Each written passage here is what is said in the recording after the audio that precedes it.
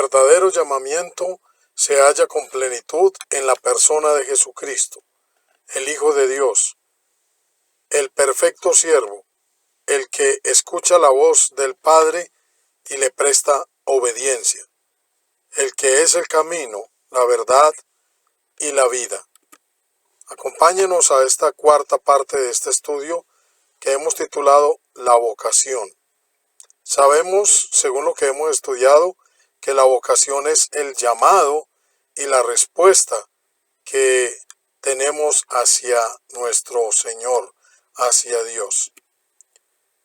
Empezamos diciendo lo que dice el apóstol Pedro: pues para esto fuisteis llamados, porque también Cristo padeció por nosotros, dejándonos ejemplo para que sigáis sus pisadas, el cual no hizo pecado, ni se halló engaño en su boca, quien cuando le maldecían no respondía con maldición, cuando padecía no amenazaba, sino encomendaba la causa al que juzga justamente, quien llevó él mismo nuestros pecados en su cuerpo sobre el madero, para que nosotros, estando muertos a los pecados, vivamos a la justicia, y por cuya herida fuisteis sanados.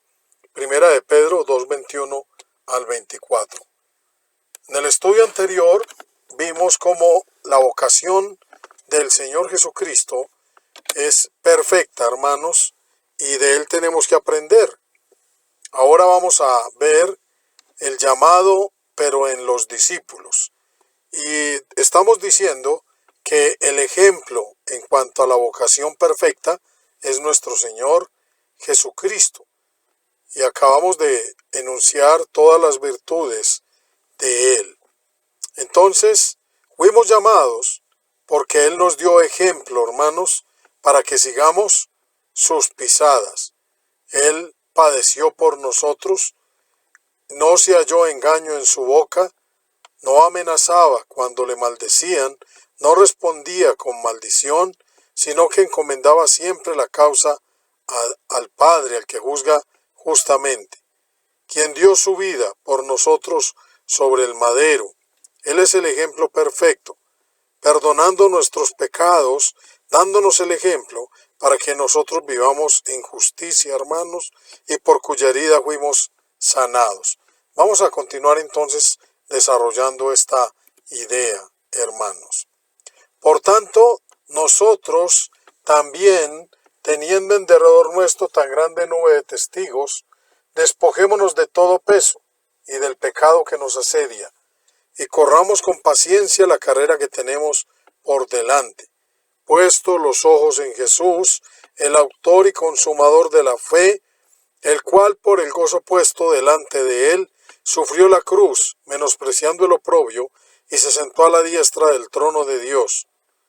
No desmayes, considerad aquel que sufrió tal contradicción de pecadores contra sí mismo, para que vuestro ánimo no se canse hasta desmayar. Entonces no desmayemos, hermanos, porque ahora, como estamos diciendo, siendo Él el verdadero ejemplo, el ejemplo perfecto de lo que es la vocación, el llamado y la respuesta hacia Dios, debemos poner los ojos en Él. También debemos seguir sus pisadas, debemos seguir su ejemplo. Es lo que estamos viendo hasta este momento, ahora que estamos hablando de la vocación en los discípulos. Hebreos 12, 1 al 3, la escritura que acabamos de leer. Entonces, Jesús nos llama para seguir sus pisadas, para seguir su ejemplo. Mateo 5:43 dice: oísteis que fue dicho, amarás a tu prójimo y aborrecerás a tu enemigo. Pero yo os digo, amad a vuestros enemigos, bendecid a los que os maldicen, haced bien a los que os aborrecen, y orad por los que os ultrajan y os persiguen. Acabamos de leer del apóstol Pedro que Jesús, nuestro Señor, el ejemplo perfecto de lo que es la vocación, cuando le maldecían no respondía con maldición, cuando padecía no amenazaba, sino que encomendaba la causa al que juzga justamente. Versículo 45. para que seáis hijos de vuestro Padre que está en los cielos. Él era el verdadero Hijo de Dios, el verdadero siervo de Dios, que hace salir el sol sobre buenos y malos, y que hace llover sobre justos e injustos. Porque si amáis a los que os aman, ¿qué recompensa tendréis?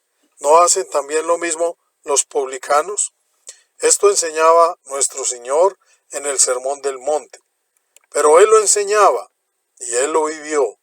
Él nos dio el ejemplo para que sigamos sus pisadas. Él obedecía siempre la voz del Padre. Él es el ejemplo perfecto, como lo estamos viendo.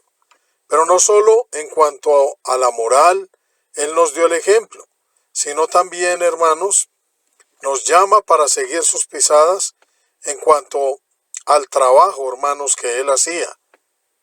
Mateo 9:35 en adelante dice: recorría Jesús todas las ciudades y aldeas, enseñando en las sinagogas de ellos y predicando el evangelio del reino, y sanando toda enfermedad y toda dolencia en el pueblo.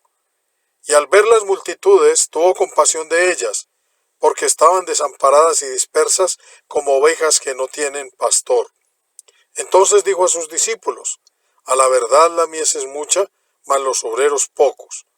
Rogad pues al Señor de la mies que envíe obreros a su mies, para que sigamos sus pisadas en cuanto al trabajo.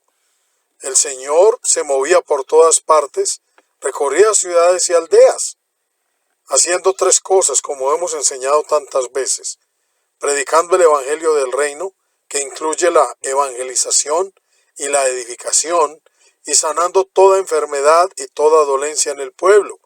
Además, teniendo compasión de las ovejas y viendo la necesidad de que el Señor envíe obreros a su mies.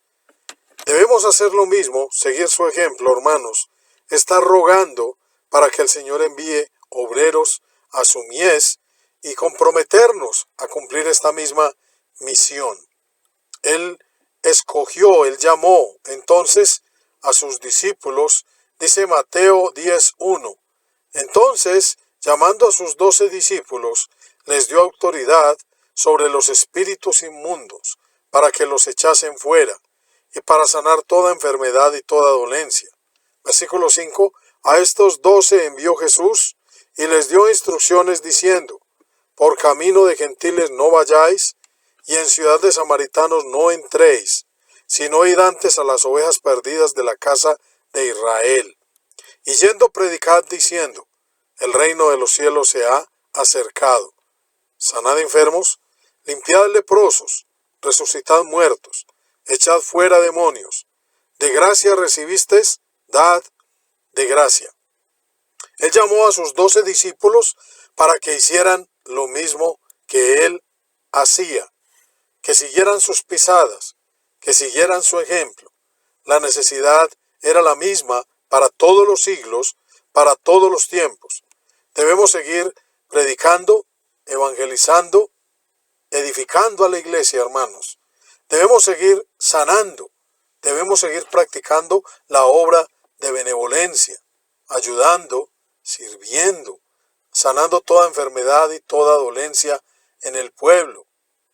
A través de la oración, creyendo en el poder del Señor, hermanos, visitando a los enfermos, ayudando a los necesitados, comprometiéndonos con el prójimo, porque hemos de sentir la misma compasión. Ese es el llamado, hermanos. El Jesús nos llama, hermanos, para cambiarnos la vida, como hemos enseñado desde atrás en los otros estudios. Mateo 4:18 dice la palabra: andando Jesús junto al mar de Galilea, vio a 2 hermanos, Simón, llamado Pedro, y a Andrés, su hermano, que echaban la red en el mar, porque eran pescadores. Y les dijo: venid en pos de mí, y os haré pescadores de hombres. Ellos entonces, dejando al instante las redes, le siguieron. Pasando de allí, vio a otros 2 hermanos, Jacobo hijo de Zebedeo, y a Juan su hermano, en la barca con Zebedeo su padre, que remendaban sus redes, y los llamó. Y ellos, dejando al instante la barca y a su padre, le siguieron. No fue algo mágico. Seguramente estos hombres ya habían escuchado al Señor y cuando Él los llama ya habían recibido las recomendaciones. Dice que entendieron y le siguieron, hermanos, porque Él les estaba cambiando la vida. Él los iba a hacer pescadores de hombres. Eso debemos de ser todos y cada uno de nosotros, hermanos, convertirnos en pescadores de hombres. Él nos hace. No nos debe dar cuidado si nos ponemos en las manos de Él, porque Jesús nos llama. Nuestra vocación, hermanos, nuestro llamado, su llamado es para cambiarnos la vida. Seguimos en la misma línea y decimos, por ejemplo, que también las mujeres, hubo también mujeres que también al instante lo siguieron y lo dejaron todo. Dice en Lucas capítulo 8, versículo 1, aconteció después que Jesús iba por todas las ciudades y aldeas, predicando y anunciando el evangelio del reino de Dios, y los 12 con él, y algunas mujeres que habían sido sanadas de espíritus malos y de enfermedades. María, que se llamaba Magdalena, de la que habían salido 7 demonios. Juana, mujer de Chuza, intendente de Herodes, y Susana, y otras muchas que le servían de sus bienes. El ministerio de la mujer en la iglesia es muy importante. Nosotros enseñamos, queridos hermanos y amigos, de que a la mujer le es prohibido enseñar en la congregación y ejercer dominio sobre el varón. Pero las hermanas, las mujeres, tienen un papel muy grande en la obra de la iglesia, hermanos. Acompañar en la obra de evangelización, de edificación y de benevolencia. Entonces, dice también en la misma línea, hermanos, de las mujeres, Lucas 23:54, hablando de estas mismas, dice, era día de la preparación y estaba para comenzar el día de reposo. Estamos hablando de cuando el Señor murió y dice, versículo 55, y las mujeres que habían venido con él desde Galilea. Es un ministerio grande el de estas hermanas, de estas mujeres que durante 3 años también habían seguido al Maestro, a nuestro Señor. Habían venido con él desde Galilea. Siguieron también y vieron el sepulcro y cómo fue puesto su cuerpo. Y vueltas prepararon especies aromáticas y ungüentos, y descansaron el día de reposo conforme al mandamiento. Y si continuásemos leyendo, sabemos que a la primera que se le apareció fue a María Magdalena, una de ellas, dando el Señor tremenda importancia a las mujeres en esta obra, hermanos, y mostrándonos también que Él vino a cambiarnos la vida a todos. Continuamos en la misma línea, queridos hermanos, y también tenemos el caso del joven rico. Marcos 10:20 dice, él entonces respondiendo le dijo, Maestro, todo esto lo he guardado desde mi juventud. Este joven le había preguntado que deseaba conocer qué debía hacer para alcanzar la vida eterna. El Señor le dijo que guardara los mandamientos. Y él acaba de responder. Pero Jesús le dice, versículo 21, entonces Jesús mirándole, le amó y le dijo, una cosa te falta. Anda, vende todo lo que tienes y dalo a los pobres, y tendrás tesoro en el cielo. Y ven y sígueme tomando su cruz. El Señor nos cambia la vida definitivamente.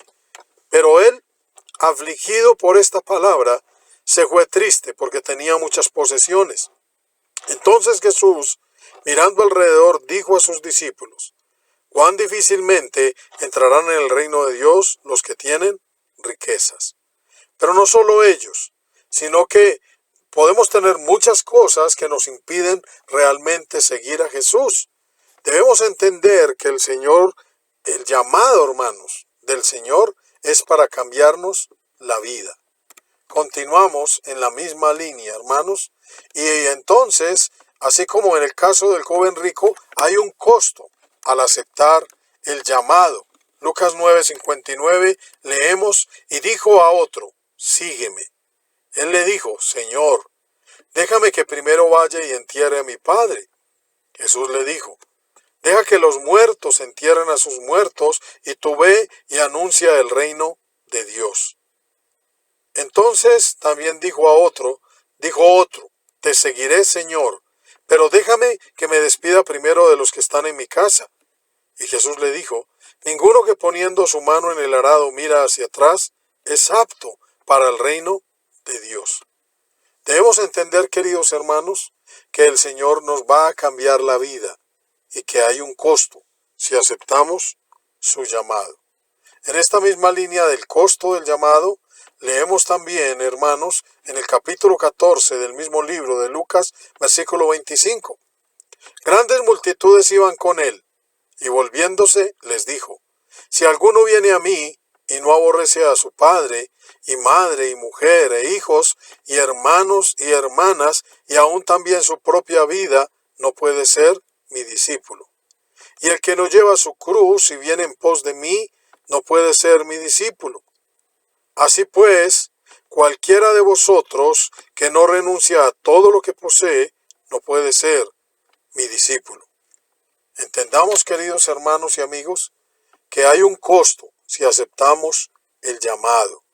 Muchos de nosotros queremos seguir a Jesús y decimos haber aceptado el llamado, pero no hemos dejado las riquezas, no hemos dejado nuestros trabajos, es más importante a veces nuestras familias, otras cosas, hermanos, que Jesús.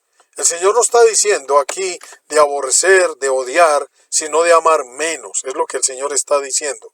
No solo en cuanto a la familia, sino en cuanto al trabajo, en cuanto al estudio, en cuanto a las riquezas y cualquier cosa que nos haga amar menos, pero a Dios. Debemos amar menos estas cosas y amar a Dios por sobre todas las cosas. De otra manera, no podemos ser sus discípulos. Definitivamente Jesús nos llama, hermanos, para cambiarnos la vida.